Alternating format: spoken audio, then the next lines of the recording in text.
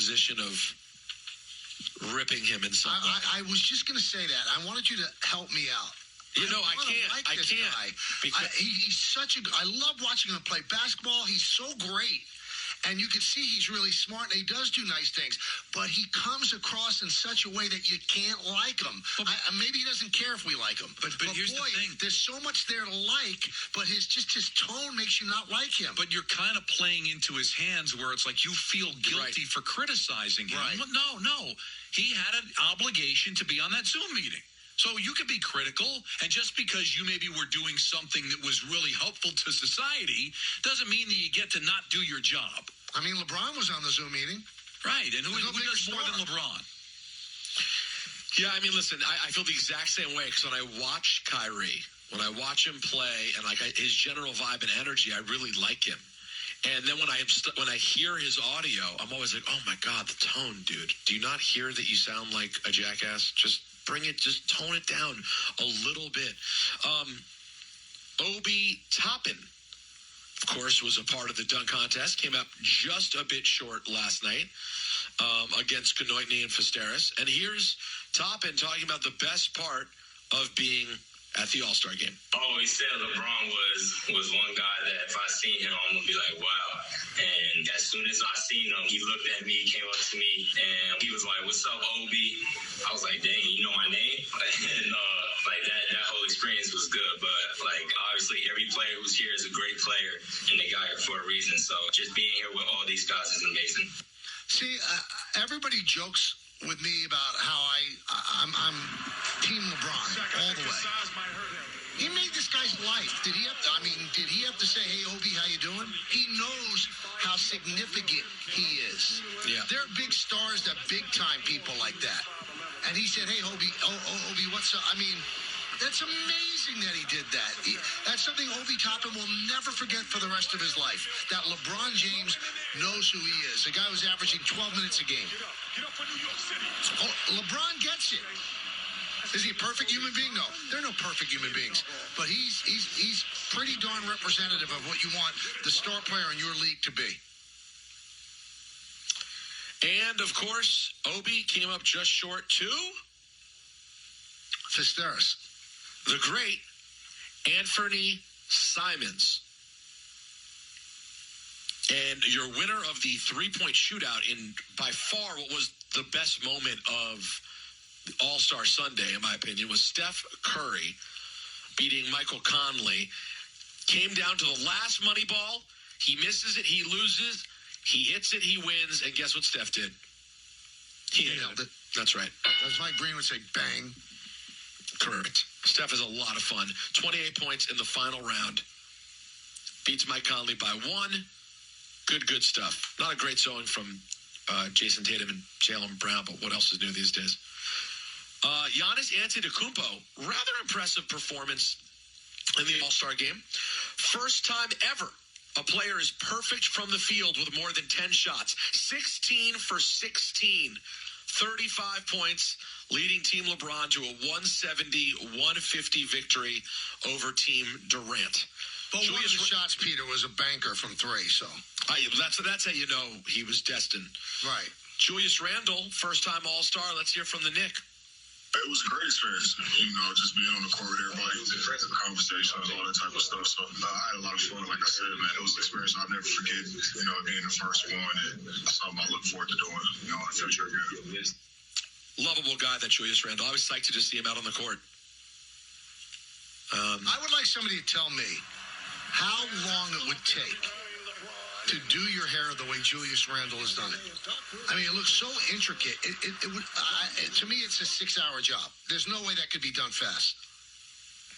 Get all these intricate really tight braids? Oh, tight braids with designs between the braids. I mean, that's a commitment. Someone can call us right now and tell you how long that takes. Because I might do it with my hair. You know what? I strongly recommend against it. Opening day is April 1st. If I come on camera with David at that point, how great would that be? What do you consider great? Great for the people who don't like you and want you off Yankee games. Exactly. Flip would not be happy. Taking off Yankee games if I braided my hair? Yeah. Let me think about it. No. It would be something else. Well, Andrew, you've got yourself a quarterback, my friend. How you feeling? Jeffrey Lurie has instructed the team to prioritize making Jalen Hurts successful in 2021 as opposed to creating any sort of true quarterback competition in Philadelphia. This according to Chris Mortensen. He's currently the only quarterback under contract in Philadelphia. And Lurie says, yeah, that's basically the plan, pal. So, Andrew, how you feeling about Jalen Hurts 2021, baby? I love this guy. It is what I was hoping they would do. I don't love that the owner seems like he's this involved in making those kinds of decisions. That worries me. No, trust me, that always works out fine. Right. That worries me a little, but I do think it's the right move. Like they basically ended whatever good things they had going with Carson Wentz the night they drafted Jalen Hurts. So you might as well see it through. So let's not have that be for nothing. But Andrew, I would tell you one thing though. The reason that Lurie is making this decision is the coach is still meandering through his opening press conference. He hasn't come up yet. So and we're going to run the good plays and the plays that are good. A good play is a play that you feel in your heart and you see on your paper, and you put the paper with the heart and you run downhill, fight people, touchdown, 10 yards, move the chains. That's what we do. So Hurts in, is Ertz out? Probably. Yes, I'm not going to miss him. No Ertz. Peter, are you? Who, Ertz? No, he's killed me a million times. 3rd and 13. 14 yards to Zach Ertz. Get out of here, bum. They've got to find a backup quarterback. His name is Bobby Avis or something. You have to. Like Hertz rental car. Avis and Hertz. Okay. I thought you'd go somewhere else with it. No. Like feels good. No. That's why I said Avis. What was that? Goodness. Yeah, it sounded like I heard something sad under your breath. Now, Andrew, look on the bright side. Your owner may be involved with the quarterback situation, but it's not for the reason that Dwayne Haskins was a quarterback for Washington, which is that he went to high school with Daniel Snyder's son. So that's the real thing. That's what everyone knew in Washington. The real story was he watched him in high school and he was friends with his son and he just liked him. So it could be worse. Phil Mickelson is out of the top 100 in the world golf rankings for the first time since? I know it's the longest stretch that any golfer's ever been in the top 100. 05. Michael? 06. 1993. No. Yes. 1993. Lefty, 28 years in the top 100. And, guys, on this day, all the way back in 1971. Step back, says the referee. Time is important here.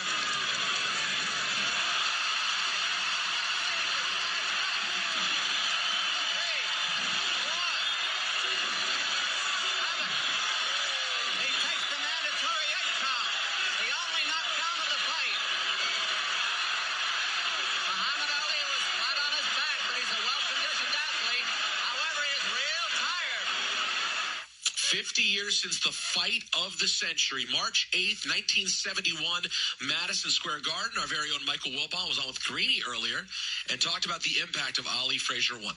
It is the most important event of my life. There's no World Cup that was even more important in Great Britain. A third of the people in Great Britain watched live, and it started at 2 a.m. there. There's no sporting event that meant more to anyone. 300 million people at the time watched live. What's the percentage of the planet that was then? And there wasn't even the technology to bring it to 3 billion if there were 3 billion, because 3 billion would have watched. So I don't want to hear, somebody say, well, Duke Carolina, shut up. I don't even want to hear anybody say Michael Jordan or LeBron James or Kobe Bryant or Tom Brady. It didn't mean anything, Greedy, compared to that fight. I told you about the Wally Matthews story in Deadspin, and he interviewed Joe like a couple of months before he died, and in his living room was a huge picture blown up of connecting with the left hook to knock down Ali. And Frazier said that made it all worthwhile. He said, imagine if that didn't happen. And how good was Don Dumphy, too? He should get more love in sports announcing.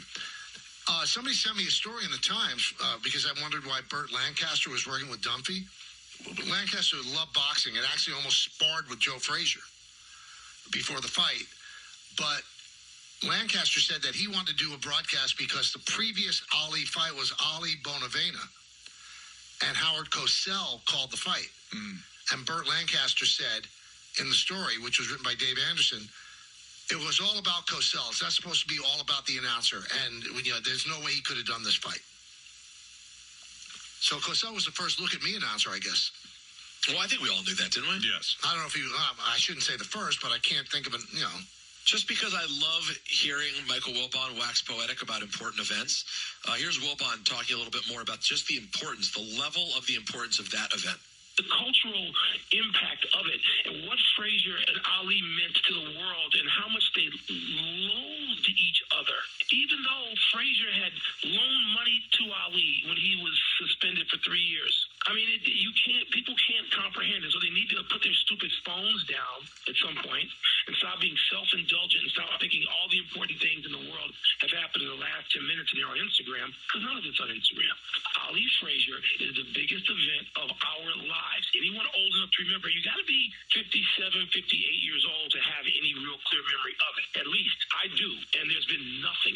By the way, the Thriller in Manila was a better fight. The Thriller in Manila was more brutal. It brought two men closer to death in a boxing ring than they said this. They admitted it. They both had to go to the hospital twice. And yet, there was complete lack of fear or regard for their own health and safety and their lives to put on this fight. And so if people think that some game, some NFL game or some NBA game or the 2016 Cubs, it's nothing compared to that.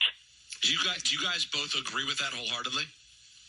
I don't know if there's ever been a sporting event that's that important or that anticipated and that consumed. Yeah, well, because the only thing that would be in the same stratosphere would be the '80 Olympic team. But what about Joe Louis, Max Schmeling? Yeah, but there's no closed circuit, so Yeah, the people that were at Yankee Stadium, those are the ones that saw it. I mean, you think about 300 million people that saw this because of closed circuit. But there's way more buildup for the boxing because the U.S. Olympic team kind of came out of nowhere, and then plus the decision to air it in tape delay because the Russians refused to change the time to prime time takes it out of the conversation. You're talking about an event that was built up over months, played out where the nation was able to watch it in real time. Now Louis Schmeling, though, had, ramifications in the real world. Right, that's what I mean. It was Nazi Germany against the United States, and this was right before World War II, so that had those ramifications. This didn't have, I don't think, the social ramifications. It's just we knew that, people they hated each other, and they represented different portions of our society. But that's what makes it relevant to our country. We were all, I think the entire country, I wasn't alive at the time, was united around Louis for what he represented our country. Right? But this divided our country. Because the way that Ali really, calling Frazier and Uncle Tom, it made a lot of people in white America who already hated Ali because of what happened with Vietnam now just back Frazier. Right. And by the way, you know what that did? It reinforced what Ali was saying. Well, exactly, and that's what put Frazier in such a difficult spot. Right. So now the Fraziers that are rooting for him certainly didn't appreciate the color of his skin at all. Right. But he and wasn't now Ali. He's stuck with the racist white people rooting for him. Right. So you think that made Frazier feel so now he's a pariah to Ali, and he's getting thrown to the wolves. So the people backing him he created something in Frazier that didn't exist. That's why Frazier couldn't stand him. Unbelievable. That'll do it for ENN on this Monday.